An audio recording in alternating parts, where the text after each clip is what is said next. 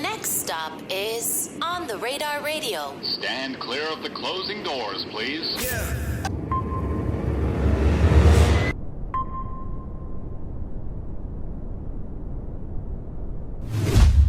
Yes, sir, baby. On the Radar Radio. Yo, special guest in the building, all the way from France, Jwles in the building. My guy, welcome to the show. Well, thank you. Turu ta ta ta. What? Explain to me, like, cause I mean, shout out my Grinches in the building. Like, I know all their ad-libs, but that's your ad-lib. That's your main thing. Yeah, tururu. Yeah. Turu ta ta. Yeah, that's my ad-lib. What's like the meaning behind it? Nothing. It's just the Or where did it come rhythm. from? It came from just like always looking for ad-libs in my style, like cause I have a known ad-lib too is like le sang. So then I just added to that looking for, and I found tururu.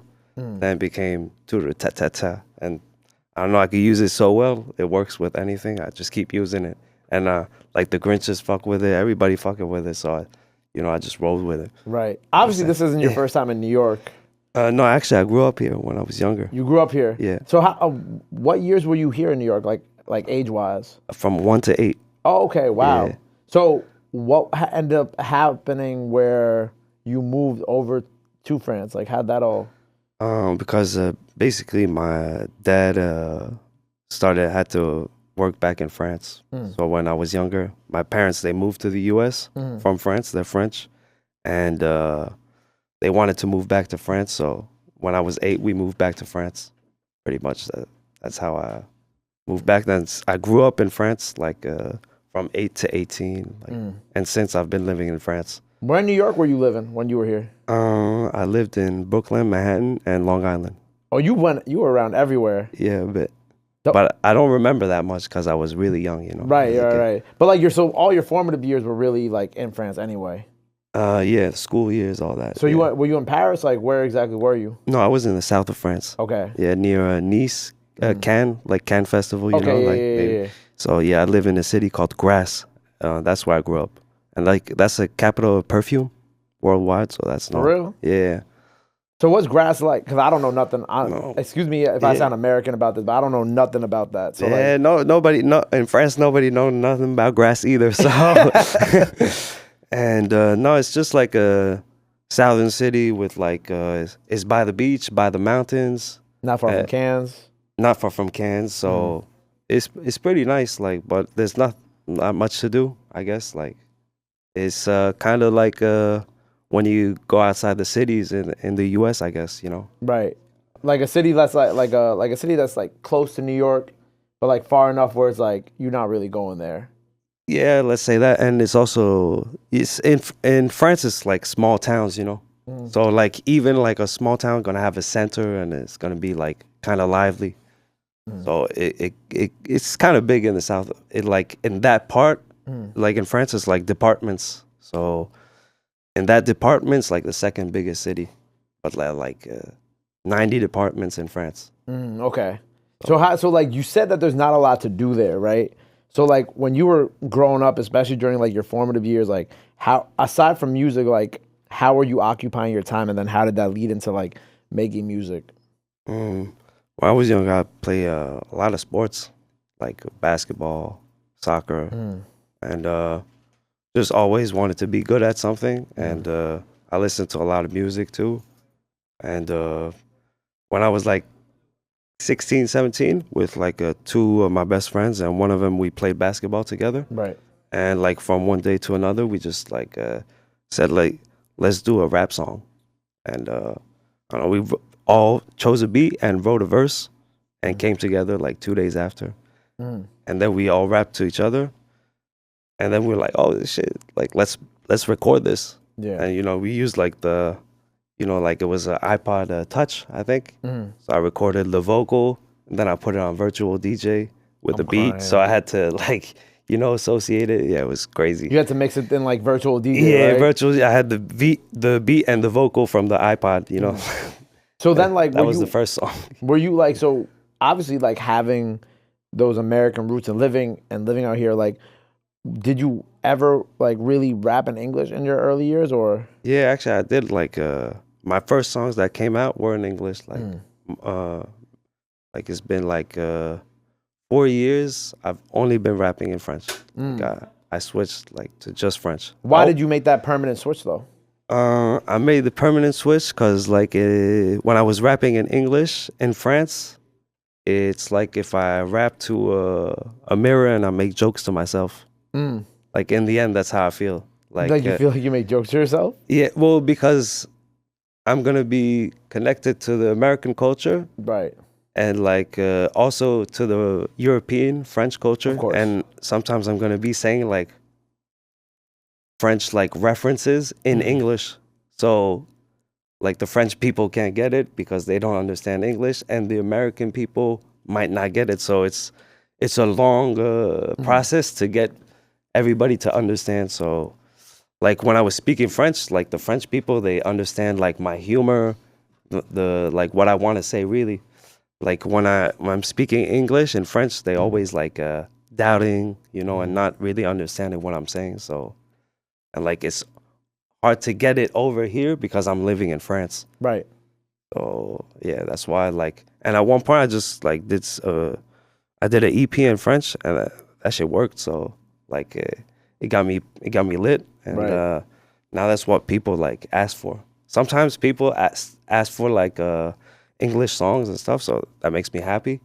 I'd love to go back to it, but French is what works. yeah, it's what works. I was about to say like how, because you know, as On the Radar like broadens its scope throughout the world, and you know, obviously we're pretty cemented in like the UK and London, and you're our second artist from France to be on the show, right? Yeah. Like, what is like the French music scene really like? Like, what don't Americans like? Because I feel like when we're here in America, we don't always fully grasp what certain places music scenes are like. Like, a lot of Americans probably won't realize how insane the UK music scene is like, right? Yeah. So, like, how would you explain the French music scene, like, to like a typical American who wouldn't, you know, who's into hip hop, but wouldn't think to like check out French music?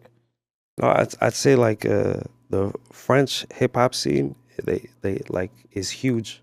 Like it's been existing for a long time.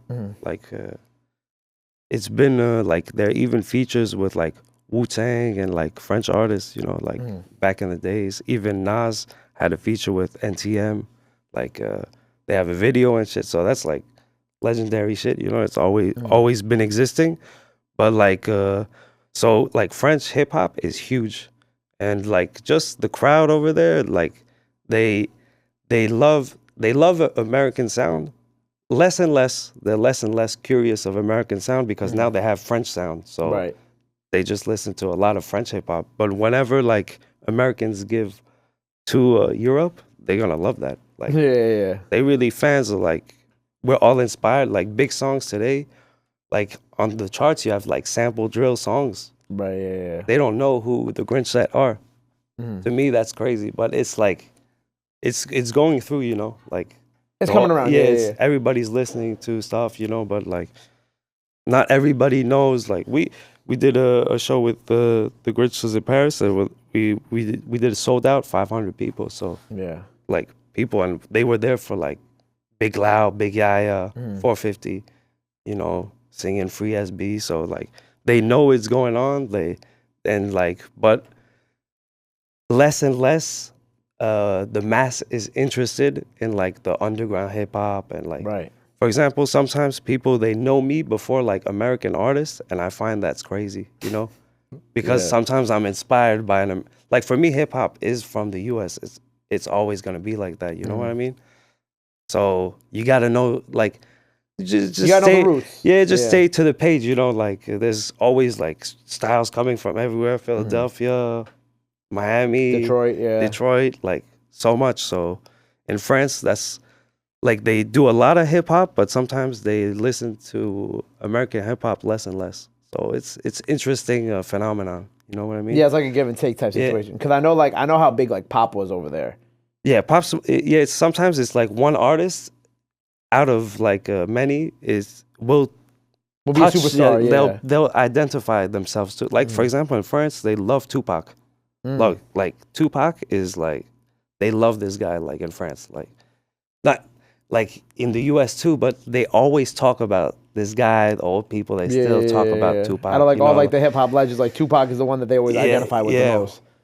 For me, like they less understand somebody like Snoop Dogg or 50 Cent. I feel like like the like the fun vibe of it, of the hip hop. Like in France sometimes I'm not sure they understand that always. Like the party type of hip hop. Yeah, music. party type. Like the good vibes. Like yeah. They're like the more like kind of like to the street. Yeah, or revolutionary. Tupac, he had something revolutionary. In French, they love to riot, strikes. Y'all do love to riot. Now that I think about it. Yeah, so like, why do y'all like to riot so much? I don't know. It's just like it's a revolutionary country. Like I feel they got it in their roots, but sometimes I don't feel like it's real. You know what I mean? Like but yeah, they always in France they always complain, but because they always want better, and like I feel like they feel like a symbol of something you can improve. Right. Yeah. So they have to talk. And they talk by lighting fire.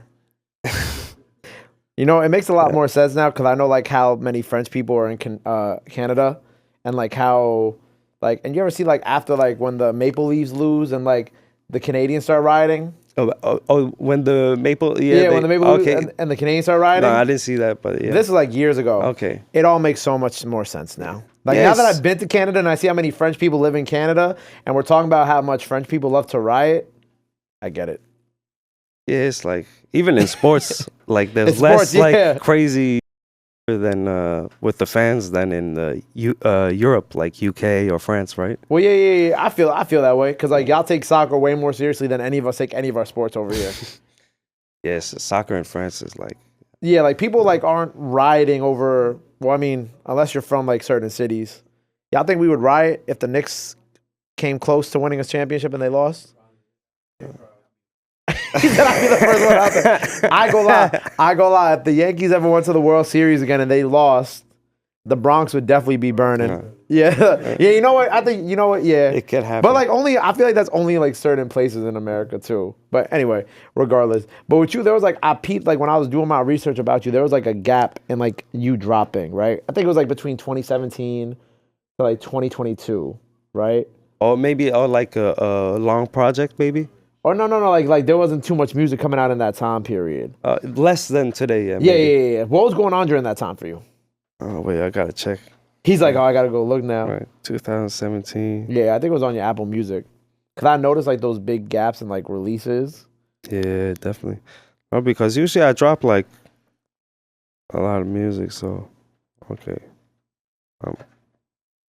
Oh yeah, because I dropped a lot of singles. Yeah. Like small EPs. Yeah, there wasn't no big projects. No big projects. Okay, yeah, I dropped a lot of EPs because I like to work with producers. Mm-hmm. So I did like small EPs like with 3-4 songs. Like one-offs. Yeah, and because like I had a meaning to the project because like the producer would have a style. So like the 4 songs would be within a style, and me like I like to do a lot of styles. So I like to be lucky enough to rap on like sample drill songs with like with the Grinches, the creators, or like this is stuff like for me it's a luxury because I like to navigate, but like in a very rigorous way with like the people who create the styles, or you know what I mean, like but I love anything like musically, so I could rap on a house beat or a drill beat, anything that's hard,